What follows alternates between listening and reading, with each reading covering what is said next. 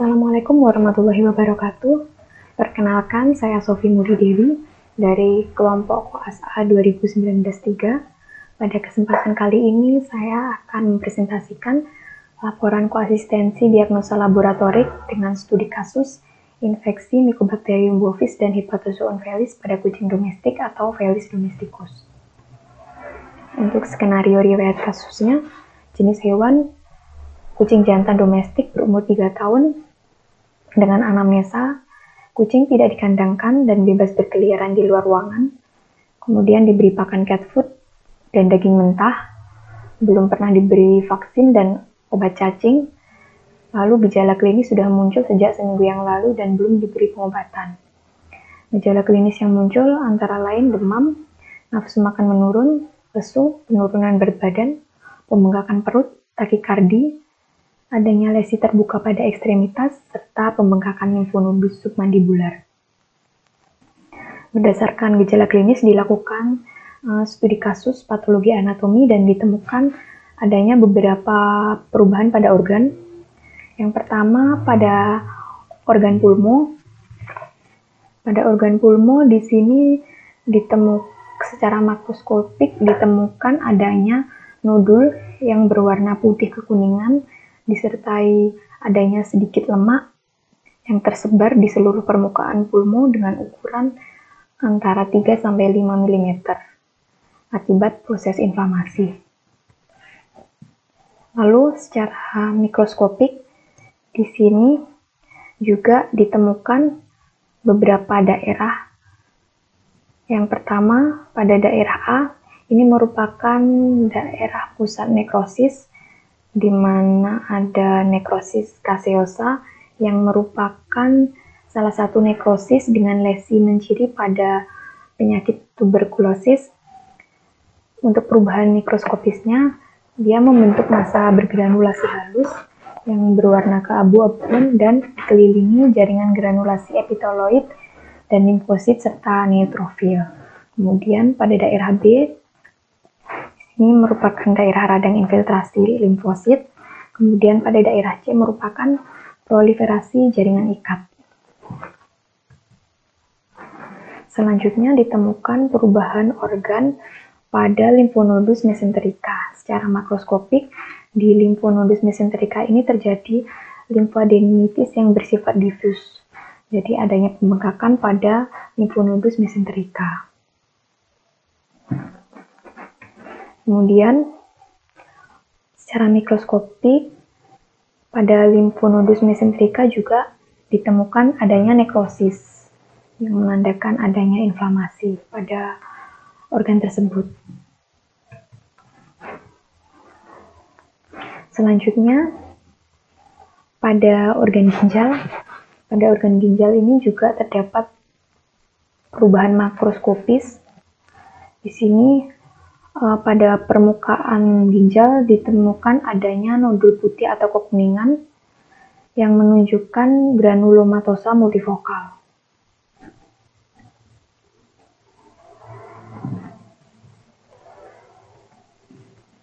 Selanjutnya, secara mikroskopik pada organ ginjal juga ditemukan adanya granulomatosa nephritis. Di sini menurut Haligur tahun 2007, topi granulomatosa yang terletak di subkapsular memiliki karakteristik adanya eosinofil pada pusat nekrotik dan terdapat leukosit neutrofil, limfosit, makrofag, histiosit, epitelioid, dan sel plasma pada bagian tepi korteks ginjal.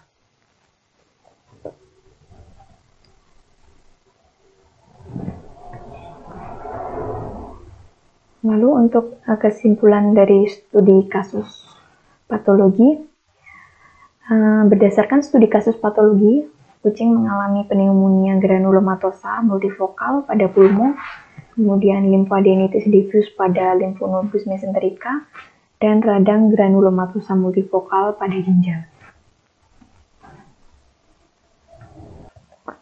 Selanjutnya dilakukan studi kasus mikrobiologi.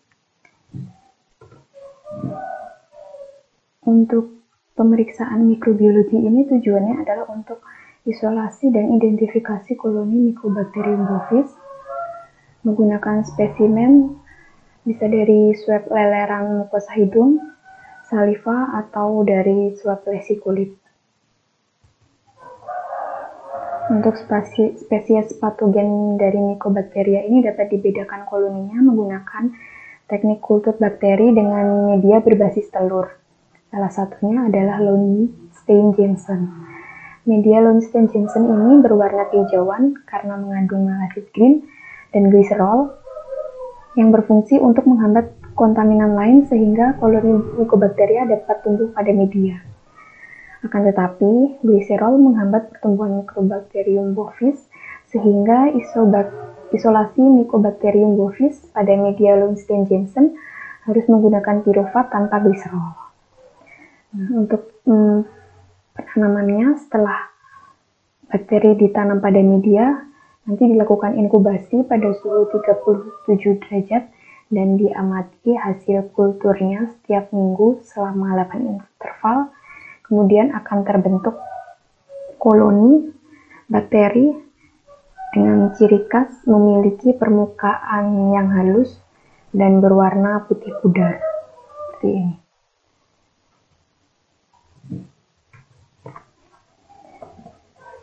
Lalu media berbasis telur selanjutnya yang dapat digunakan untuk isolasi Mycobacterium bovis adalah stone bring media. Nah, stone bring media ini juga media berbasis telur dengan sodium pirofat sebagai sumber karbon pengganti gliserol untuk mendukung pertumbuhan multiplikasi Mycobacterium bovis. Setelah dilakukan penanaman, nanti akan terbentuk koloni Mycobacterium bovis yang khas. Ia berukuran kecil, bundar, berwarna kuning sampai kekuningan dengan tepi yang tidak beraturan dan permukaan granular seperti ini.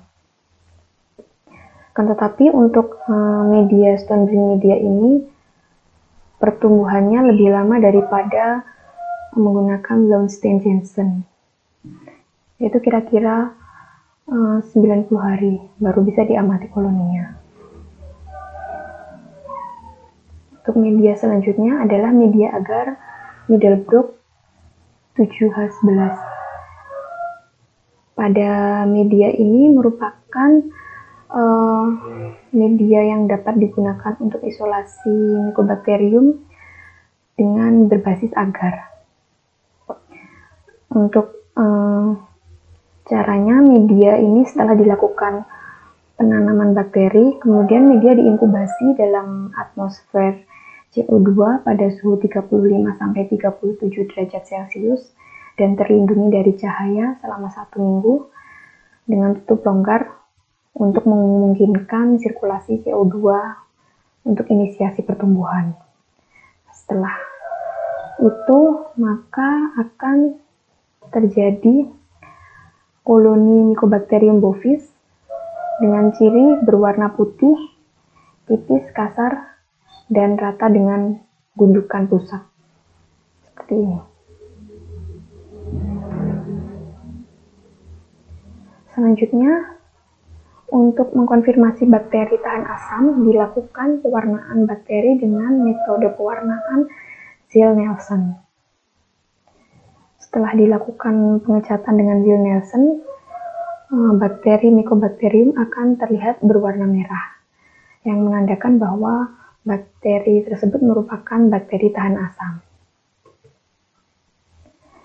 Untuk kesimpulan dari studi kasus mikrobiologi, berdasarkan literatur, beberapa media yang dapat digunakan untuk isolasi identifikasi koloni Mycobacterium bovis adalah media Lowenstein-Jansen dengan pirufat, stone bring media, dan media agar Middlebrook 7H11.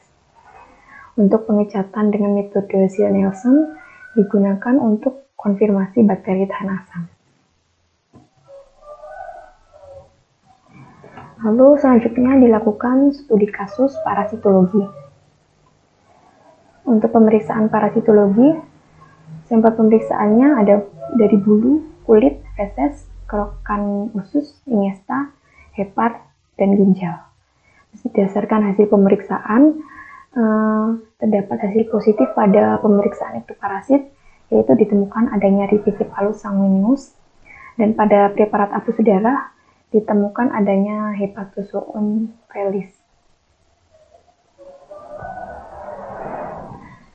Nah, untuk Ripicephalus sanguineus ini merupakan caplak berumah 3 atau trihostik, di mana setiap stadium parasitiknya, yaitu larva, nimfa, dan dewasa, dia dapat hidup pada inang yang berbeda. Untuk caplak dari spesies Ripicephalus sanguineus ini disebut juga dengan the brown rock tick, yang merupakan salah satu vektor dari parasit darah Hepatozoon felis. Untuk secara umum, tubuh caplak ini terbagi menjadi 2 bagian, yaitu granulonatosoma, yaitu pada kepala dan torak, dan idiosoma pada abdomen. Di mana di sini terdapat perbedaan pada jantan dan betina. Di sini pada caplak jantan, seluruh bagian dorsal tubuhnya tertutupi oleh perisai skutum. Sedangkan pada Ripicephalus betina, skutumnya hanya menutupi sepertiga atau setengah bagian anterior tubuh. Oleh sebab itu, tubuh caplak betina dapat berkembang lebih besar daripada caplak jantan setelah menghisap darah. Kemudian ini merupakan bagian mulut dari caplak. Di sini ada bagian kapitulum, kemudian ada basis kapituli, lalu ada kalisera, ada hipostom, dan ada hipostom. Lalu pada bagian ventral caplak ada basis kapituli, kemudian ada alat genitalia, dan terdapat lubang anus.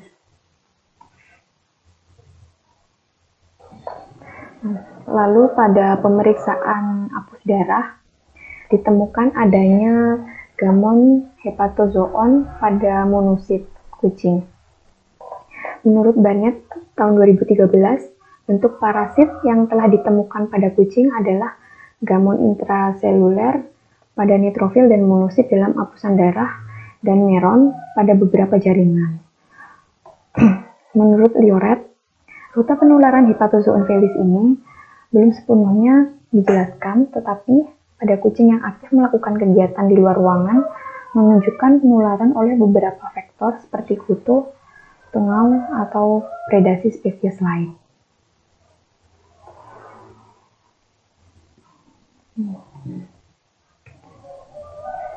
Selanjutnya,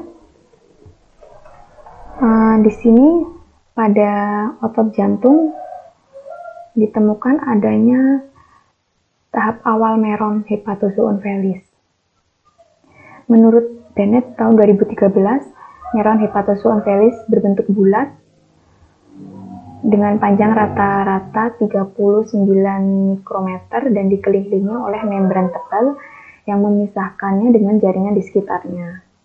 Meron ditemukan dalam jaringan otot miokardium dan otot rangka, tidak seperti Hepatozoon canis yang menginfeksi hemolimfoid dan jaringan parenkim. Untuk meron Hepatozoon felis sendiri pada masa awalnya mengandung bahan amorf tanpa zoids yang jelas.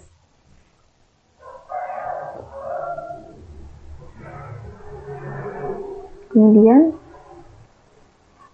di sini pada otot jantung kucing juga ditemukan adanya tahap meron dewasa Hepatozoon felis. Menurut Bennett tahun 2003, meron dewasa membentuk nuklei yang berkembang menjadi merozoid panjang dengan nukleus berbentuk persegi panjang.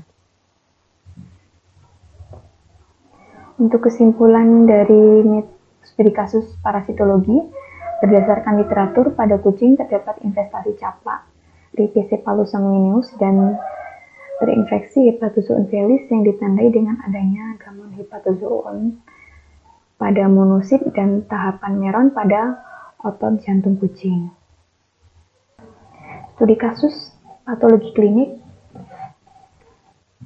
Untuk studi kasus patologi klinik dilakukan uji hematologi rutin pada kucing yang terinfeksi Mycobacterium bovis dan Hepatozoon felis. Dari hasil ini dapat kita lihat bahwa terjadi penurunan eritrosit dan hemoglobin yang mengindikasikan adanya anemia.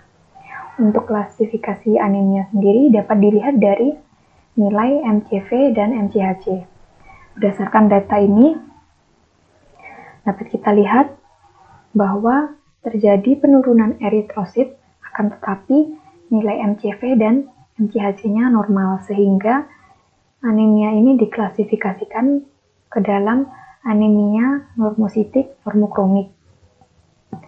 Kemudian juga terjadi peningkatan leukosit atau leukositosis, kemudian adanya peningkatan neutrofil atau neutrofilia, dan peningkatan monosit atau monositosis. Menurut Tuna et al., adanya anemia dan leukositosis dengan neutrofilia dapat berhubungan dengan nekrosis sekunder dan peradangan pada limfa, kelenjar, getah bening, hati, dan paru-paru karena adanya neuron hepatozoon yang diamati pada beberapa jaringan seperti otot, rangka, miokardium, paru-paru, hati, pankreas, sumsum tulang, dan limfonodus. Kemudian menurut Jain tahun 1986, infeksi tuberkulosis juga menyebabkan peningkatan jumlah leukosit secara signifikan dan mencapai puncak tinggi pada minggu pertama. Menurut Jain juga tahun 1986, peningkatan jumlah monosit dihubungkan dengan peningkatan aktivitas monosit dalam menanggulangi infeksi yang sedang berlangsung dalam tubuh kucing. Sel-sel monosit dapat tertarik oleh adanya lipid dan bahan-bahan lain yang mengandung lipid seperti pada kasus tuberkulosis. Sel fagositik yang berperan penting pada tuberkulosis adalah fagosit mononuklear seperti monosit, makrofag, dan sel neutrofil.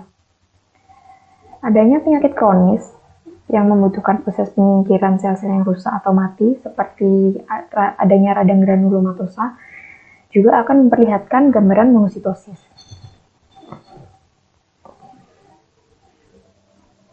Kemudian di sini pada preparat apus darah terlihat gamon Hepatozoon felis yang terdapat pada neutrofil dengan pewarnaan ginsang.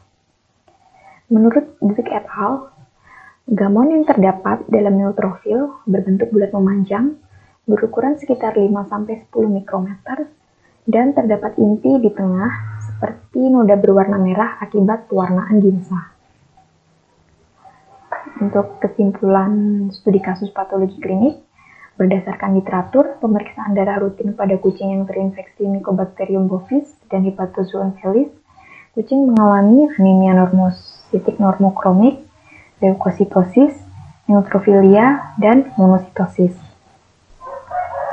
Selanjutnya untuk patogenesis, pada kucing domestik jantan berumur 3 tahun dengan anamnesa tidak dikandangkan dan bebas berkeliaran di luar ruangan, diberi pakan cat food dan daging mentah, serta belum pernah diberikan vaksin dan obat cacing dan sudah mengalami gejala klinis sejak seminggu yang lalu dan belum diberi pengobatan. Berdasarkan hasil anamnesa tersebut dan setelah dilakukannya studi kasus, diduga kucing domestik mengalami infeksi Mycobacterium bovis dan infeksi Hepatozoon felis dengan infestasi Ripicephalus sanguineus. Adapun faktor predisposisi yang menyebabkan terjadinya infeksi Mycobacterium dan Hepatozoon pada kucing, antara lain yang pertama adalah lingkungan tempat tinggal kucing. Lingkungan tempat tinggal kucing yang tidak dikandangkan dan bebas berkeliaran di luar ruangan dapat mempermudah rute penularan Hepatozoon felis oleh vektor Ripicephalus sanguineus ke tubuh kucing. Kemudian yang kedua ada interaksi dengan kucing lainnya. Menurut Gunmore tahun 1996, Sebagian besar kasus tuberkulosis pada kucing disebabkan oleh gigitan hewan yang terinfeksi sehingga terjadi lesi pada kulit. Interaksi dengan kucing lain juga dapat menyebabkan mudahnya investasi parasit seperti Rhipicephalus sanguineus. Kemudian yang ketiga adalah faktor pakan dan minum yang dikonsumsi oleh kucing. Penularan tuberkulosis juga dapat terjadi akibat kucing mengkonsumsi produk makanan dan minuman yang sudah terkontaminasi oleh bakteri, sehingga faktor pakan dan minum juga dapat mempermudah penularan kucing terinfeksi penyakit seperti Mycobacterium bovis. Selanjutnya, pada kucing yang terinfeksi Mycobacterium bovis, pertama-tama bakteri masuk melalui tubuh, kemudian melalui saluran pernafasan, pencernaan, atau melalui penetrasi kulit. Kemudian menimbulkan inflamasi pada organ pulmo, ginjal, serta terjadinya nekrosis pada limfonodus submandibular, bronkial, dan mesenterika. Dengan adanya perubahan tersebut, dapat menyebabkan terjadinya anemia normositik normokromik, leukositosis, dan monositosis. Kemudian pada kucing yang mengalami infestasi Rhipicephalus sanguineus juga dapat menyebabkan infeksi Hepatozoon felis. Nah, untuk infeksi Hepatozoon felis ini juga dapat dilihat dengan ditemukannya gamon Hepatozoon felis pada neutrofil dan monosit serta adanya meron pada jaringan otot kucing. Lalu untuk infestasi Rhipicephalus sanguineus ini juga dapat menyebabkan anemia karena pada caplak dewasa dalam waktu singkat dapat menghisap darah sebanyak 0,5 sampai dengan 2 mili. Kemudian dengan adanya anemia normositik normokromik, leukositosis, dan monositosis ini juga menimbulkan munculnya beberapa gejala klinis yang lain seperti demam karena terjadinya proses inflamasi, kemudian penurunan nafsu makan yang diikuti dengan penurunan berat badan, serta terjadinya anoreksia. Apabila beberapa gejala klinis ini terus terjadi dan menjadi kronis, maka akan menyebabkan penurunan fungsi dan kerusakan organ. Kemudian, untuk kesimpulan, berdasarkan hasil studi kasus patologi, mikrobiologi, parasitologi, dan patologi klinik pada kucing, dan diamati gejala klinis, maka kucing tersebut mengalami infeksi Mycobacterium bovis dan Hepatozoon felis. Untuk saran, pencegahan penyakit dapat dilakukan dengan melakukan perbaikan manajemen pemeliharaan, dengan menjaga kebersihan lingkungan, serta dengan memperbaiki manajemen pakan dengan cara menghindari pemberian pakan yang rentan terkontaminasi oleh bakteri. Baik, demikian presentasi dari saya. Kurang lebihnya saya mohon maaf dan terima kasih atas perhatiannya. Wassalamualaikum warahmatullahi wabarakatuh.